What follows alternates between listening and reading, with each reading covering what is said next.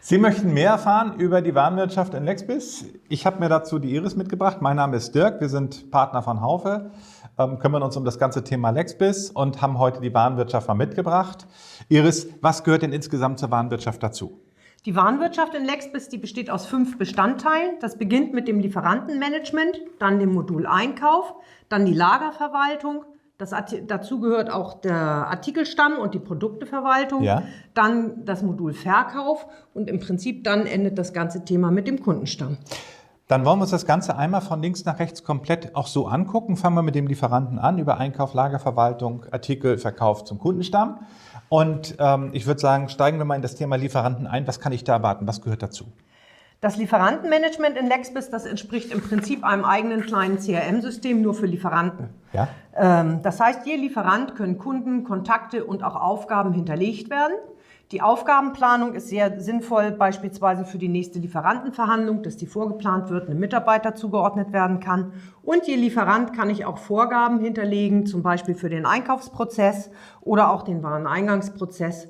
Diese Prozesse werden dann mit diesen Vorgaben gesteuert.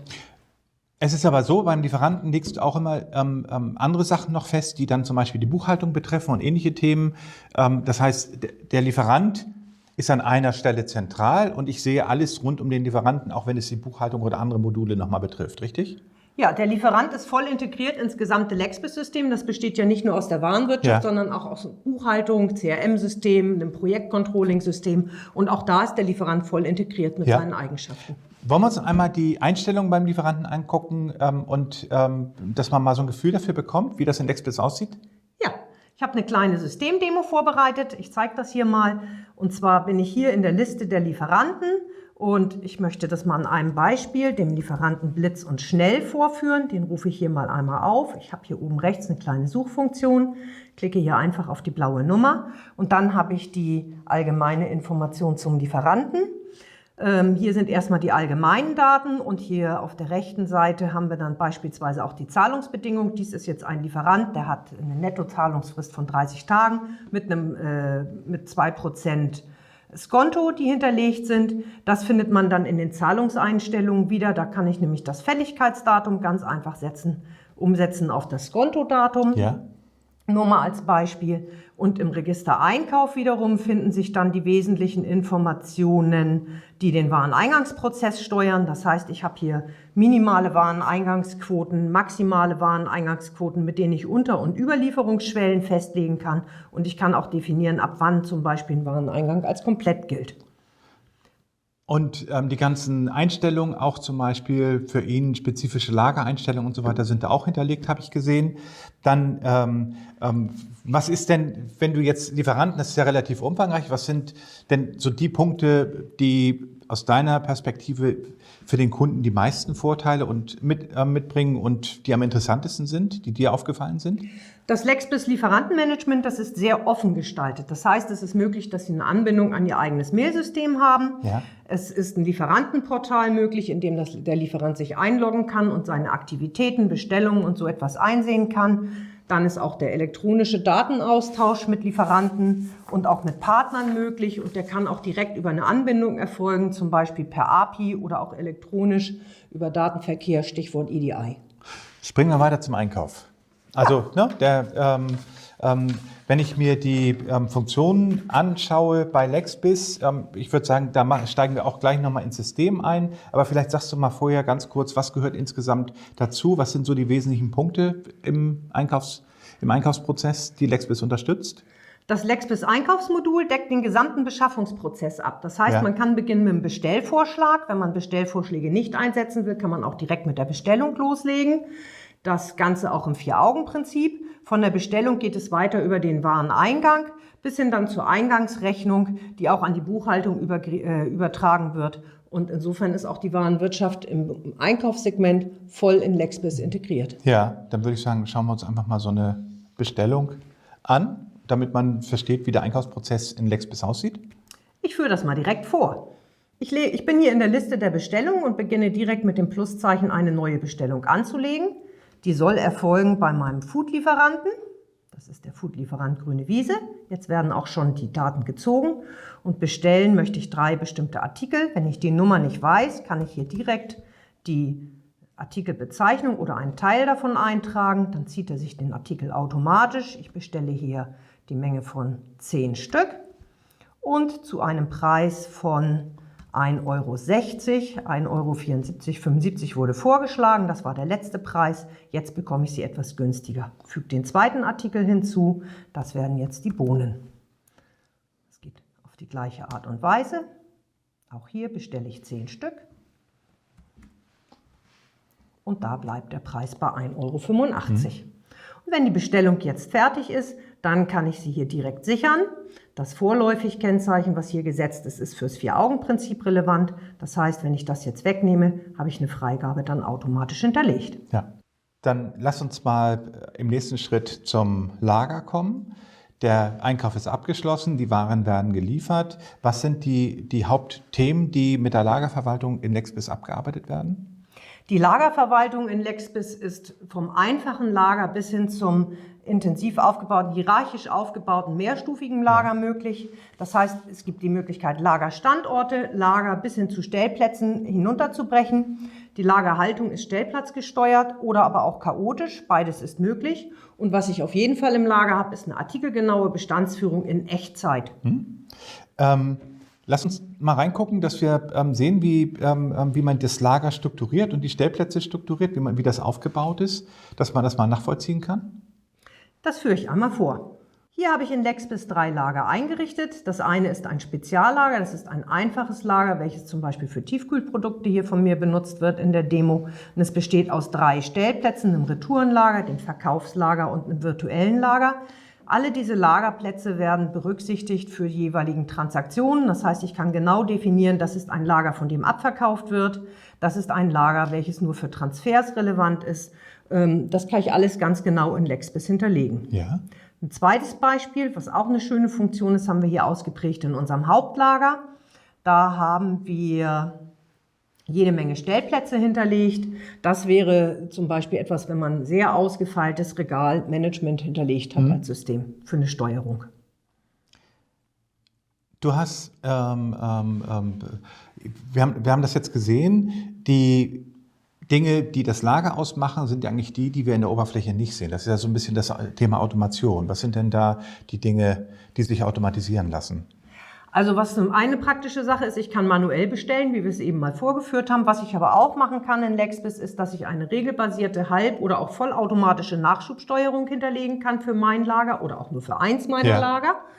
Dann kann ich eine Bestellautomatisierung natürlich dann auch einstellen. Und was mein Lager kann, eine ganz große Stärke, ist eine Chargen- und Seriennummerverwaltung. Das heißt, die Bestände werden auch wirklich chargen- und seriengenau geführt. Ja, und so ein Lager könnte ja auch zum Beispiel ein Lager sein, das ich irgendwo bei Amazon mitbetreibe, also so für E-Commerce-Integration, das ist hier im Lager dann auch vorgesehen und habe ich einen automatischen Abgleich? Da ist Lexbis offen. Lexbis kann Fulfillment-Anbindung und auch Logistik-Anbindung, Dienstleister können direkt integriert werden. Wunderbar, dann lass uns doch mal weitergehen zu den Dingen, die wir im Lager haben, das heißt zu den Artikeln und zu den Produkten, dass man mal ein Gefühl dafür hat, wie die aufgebaut sind. Was sind insgesamt die Dinge, was gehört dazu zur Artikelverwaltung und zur Produktverwaltung? Lexbis kann den klassischen Bestandsartikel, da können wir auch hierarchische Mengeneinheiten und auch Handelseinheiten hinterlegen. Wir können Artikel mit Stücklisten und auch Varianten zu den Stücklisten in Lexbis nutzen. Und Lexbis kann auch die Nichtlagerartikel, die werden zum Beispiel genutzt für Dienstleistungen oder für Pauschalen, Frachtpauschalen beispielsweise können über Nichtlagerartikel definiert werden. Und alle diese Artikel können in einer Artikelklassenhierarchie definiert werden, das heißt gruppiert, nach Beispiel Warengruppen ist ein ganz gängiger Begriff aus dem Handel.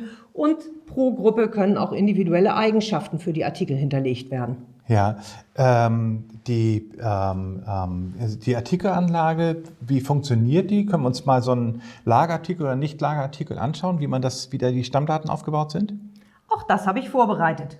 Ich bin hier in der Liste der Lagerartikel und wähle direkt den ersten Artikel. Das ist ein Samsung-Fernsehgerät aus. Das rufe ich mal auf. Die Daten sind in Registern angezeigt. Es beginnt hier mit den allgemeinen Einstellungen. Hier rechts ist auch der Bereich, wo nachher die Mengeneinheitenhierarchie oder auch Handelseinheiten hinterlegt werden könnten. Dann haben wir zum Beispiel im Bereich Lager, das Lager mit dem Bestand, der dort zu diesem Artikel verfügbar ist. Das können natürlich auch mehrere Lager sein. Ja.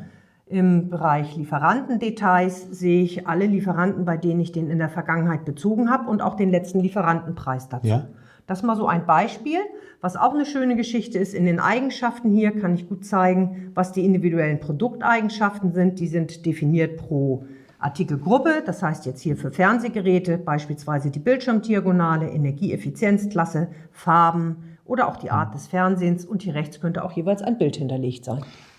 Das würde dann ja zum Beispiel beim Ausdruck von Preisschildern oder bei digitalen Preisschildern auch oder im E-Commerce in der Produktdarstellung angezeigt werden oder wofür brauche ich so ein Bild Bei noch? Preisschildern, bei Webshop-Anbindung oder wenn man es auf seine eigene Internetseite mit draufnehmen möchte, diese Artikeldaten spiegeln. Ja. Oder auch wenn man Leistungsscheine, Artikelbeschreibungen, eigenen Bericht ausdrucken will, so ein Datenblatt zum Artikel, der könnte dann sehr schön zusammengesetzt sein aus dem Bild, den Eigenschaftsfeldern und dann letztendlich einem Freitext, der hier zum Artikel auch noch der hier zum Artikel als Beschreibung hinterlegt ist. Ja, teilweise werden ja Artikel durch verschiedene Bestandteile, die ich eingekauft habe, zusammengesetzt. Wie macht Lexbis das? Das sind die Sets in Lexbis.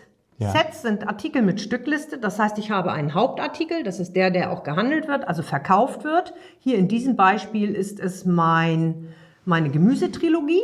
Ja. Und dieser Artikel besteht aus 3 Einzelartikeln, wird aber als Set komplett verkauft. In diesem Falle sind es hier die Erbsen, die Bohnen und die Möhrchen. Und ich habe auch zu den Set-Artikeln noch ein Variantenmanagement. Wenn meine Gemüsetrilogie in der Variante 1 mit den 3 Teilprodukten nicht so wirklich passt, habe ich noch eine Alternative, nämlich, dass ich für diese Gemüsetrilogie auch noch eine Zusammenstellung habe mit 2-mal Erbsen und 1-mal Möhrchen. An dem Beispiel hat man jetzt gut gesehen, dass der Lexbis-Artikelstamm sehr umfangreich, gleichzeitig flexibel und offen ist und eigentlich alle Belange abbildet. Das hört sich für mich insgesamt doch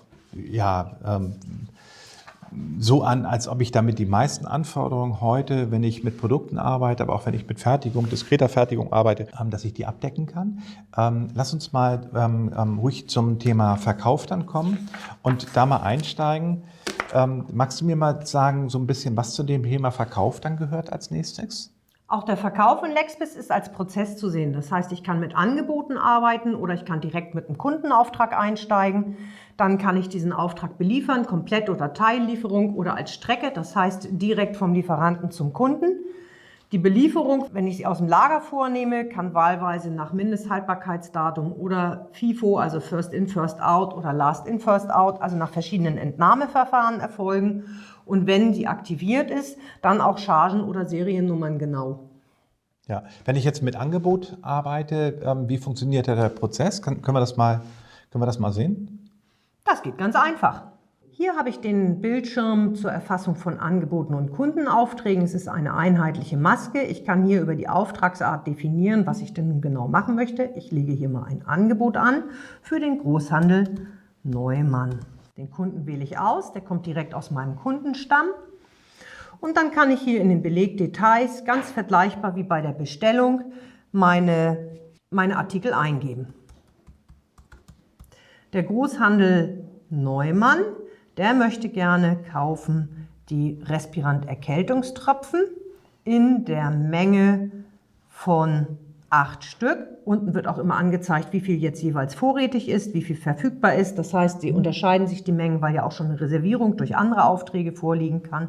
Ich erfasse hier meine Menge und der Preis pro Preiseinheit wird vorgeschlagen aus dem Artikelstamm. Kann ich natürlich hier noch anpassen und auch Rabatte kann ich hier jetzt für einzelne Positionen hinterlegen. Ich mache noch eine zweite Position dazu, denn der Großhandel Neumann, der möchte auch noch den Respirant Gesundheitstee haben und auch von dem wird er sich 8 Stück gekauft haben.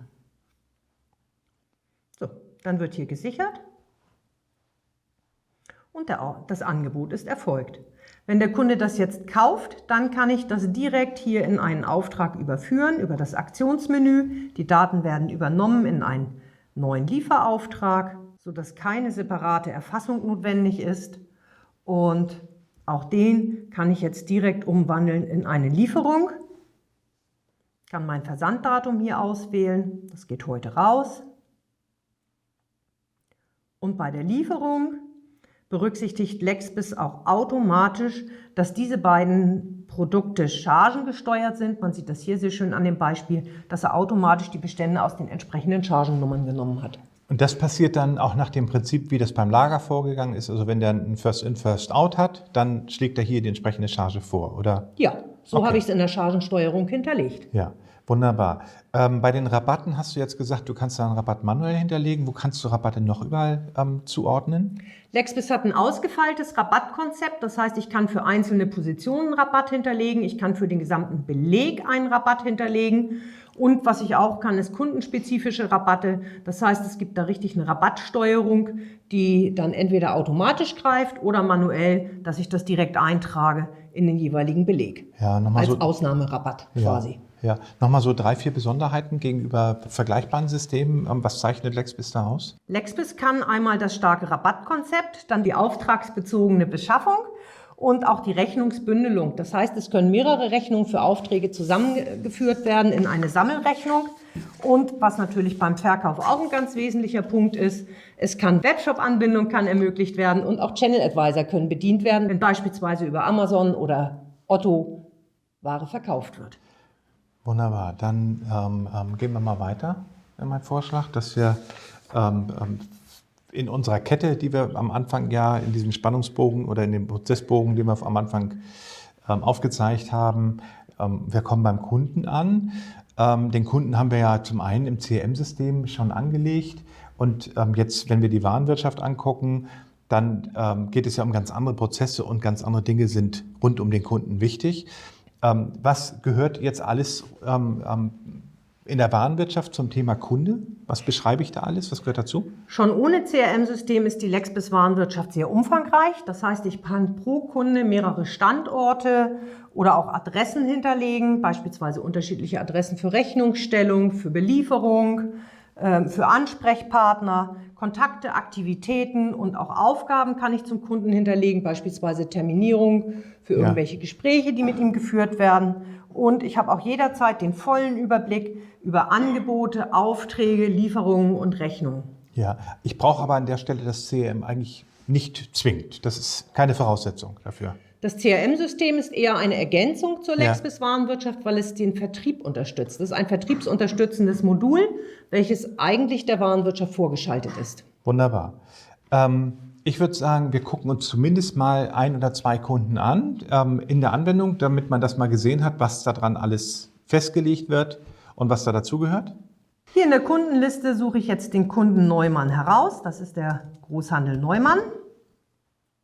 Und dann habe ich schon hier in der Liste als Übersicht eine Seitenleiste und kann dort über die Symbole aufrufen, einmal die Liste der Aufträge, dann die Liste der Lieferungen aus der Vergangenheit zu diesem Kunden, bis hin zur Liste der Rechnungen, die bei ihm schon gestellt sind. Und zu all diesen Belegen sehe ich auch immer den Status und dann auch die Zahlungen. Hier habe ich eine schon abgewickelte Zahlung bei diesem Kunden hinterlegt. Ja. Damit habe ich eigentlich direkt im Kunden alles gut im Überblick. Wunderbar. Iris. Damit habe ich beim Kunden direkt alles im Überblick. Iris, ganz lieben Dank für den Überblick. Ich finde, das war jetzt mal ein schöner Spannungsbogen. Also wir hatten jetzt das Thema Lieferant, wir hatten das Thema Einkauf, Lager, Produkte, wir hatten das Thema Verkauf und Kundenstamm und haben damit, ich sage mal, eine sehr runde Warenwirtschaft, die sich in vielen Unternehmen einsetzen kann. Ich danke dir für diese Vorführung und ich hoffe, wir sehen uns dann im nächsten Video mal wieder. Danke. Sprechen Sie mit uns. Lexbis kann, was Sie brauchen.